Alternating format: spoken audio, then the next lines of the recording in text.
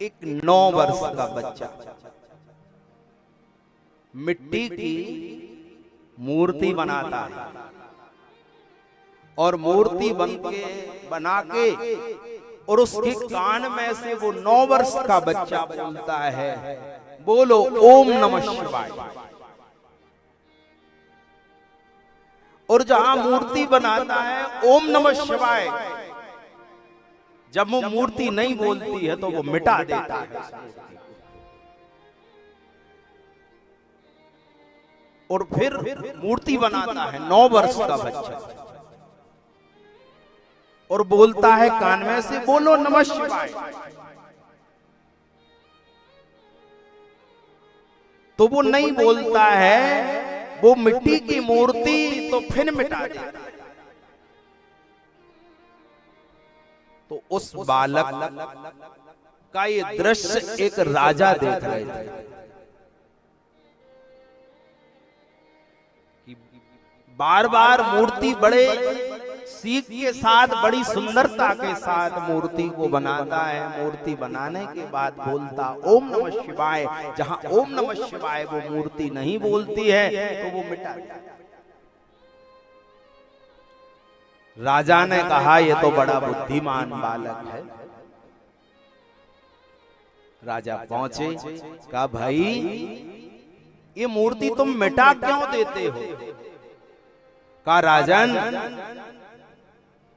जो ये मूर्ति अथवा ये तन ओम नमः शिवाय ना बोले तो ये तन किसी योग्य नहीं है, इसको मिटा देना ही ठीक है। राजा ने बहुत उस नन्हे से बच्चे को, बुद्धिमान बच्चे को देखा, वो बड़े प्रसन्न हुए। कहने लगे बेटा तुम हमारे साथ चलोगे? तो उन्होंने कहा मैं आपके साथ चल तो सकता हूं, पर हमारे जीवन की 4 शर्तें हैं। उस नन्हे से बालक ने बोला हमारे जीवन की 4 शर्तें हैं। का कौन सी शर्त है? का पहली मेरी शर्त है मैं भोजन करूंगा और तुमको भूखा रहना होगा। ये पहली मेरी शर्त है। दूसरी शर्त है राजन मैं सोऊंगा पर आपको जागना होगा। का मेरी तीसरी शर्त है मैं वस्त्र पहनूंगा और आपको निर्वस्त्र रहना होगा। का मेरी चौथी शर्त है कोई तकलीफ मेरे जीवन में होगी, कोई मेरे जीवन में कष्ट होगा और मैं आपसे कहूंगा नहीं और आपको दौड़ के आना होगा। तो उस राजा ने कहा भाई ये मैं कैसे समझूंगा? का यही तो है मेरा महादेव। वो स्वयं भूखा रहता है पर कोई उसके दर पर भूखा नहीं सोता है। ये मेरे महादेव की कृपा है। महादेव अपने भक्तों को सुलाते हैं, भक्त सोते हैं और महादेव जागते हैं। आपने देखा होगा अब शिव मंदिरों में नियम हो गया है मंदिर बंद होने का। न पहले ऐसा कोई शिव मंदिर नहीं होता था जिसमें ताला डलता था। दिन रात राम जी के मंदिर बंद होने का, पट बंद होने का समय होता था, क्योंकि वो राजसीय वेश में है भगवान राम।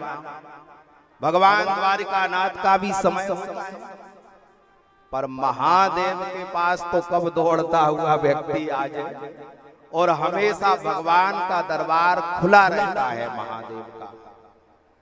तो कहा वो वस्त्र नहीं पहनते हैं पर हमें महादेव वस्त्र पहनाते हैं। हमारे जीवन में कोई तकलीफ होती है, कोई कष्ट होता है तो हम महादेव से कहते नहीं हैं और महादेव हमारी बात समझ जाते हैं। इसलिए राजन महादेव का दर छोड़ करके मैं कहीं नहीं जा सकता हूं।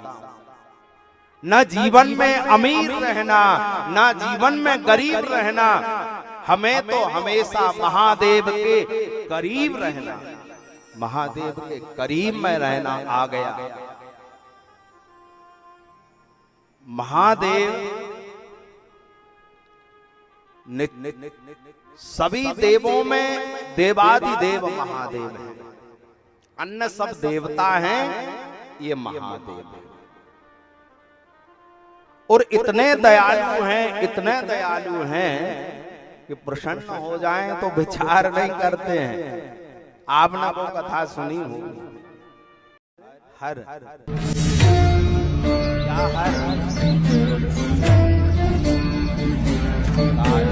शिव शिव शिव शिव शिव शिव शिव हर हर जिन देवता के नाम में, जिन महादेव के नाम में हरि हर, उनका नाम लेने मात्र से आपके सारे जीवन की समस्याओं का हल हो जाता है। हर हर आपने कहा हर हर महादेव, इससे बाबा इतने प्रसन्न हो जाते हैं, इतने प्रसन्न हो जाते हैं कि मानो उनकी प्रसन्नता का कोई पारावार नहीं रहता। आपने क्या कहा? हर हर महादेव। इतने में महादेव प्रसन्न हो जाते हैं, राजी हो जाते हैं आप पर। और जहां आपने कहा दूसरी बार हर हर महादेव, तो भोला भंडारी तो सब कुछ दे देता, कोई चीज अपने पास नहीं रखते हम। पहले बोलने से महादेव प्रसन्न हो जाते हैं, और दूसरी बार जहां आपने महादेव बोला, हर हर महादेव, सब कुछ दे देते, विचार नहीं करते। जहां भक्त ने तीसरी बार कहा हर हर महादेव, इतने में तो महादेव बोलते हैं कि अब मेरे पास कुछ देने के लिए बचा ही नहीं, इसको तो मैंने सब कुछ दे दिया, अब क्या दे दूं। इतने महादेव प्रसन्न हो जाते हैं।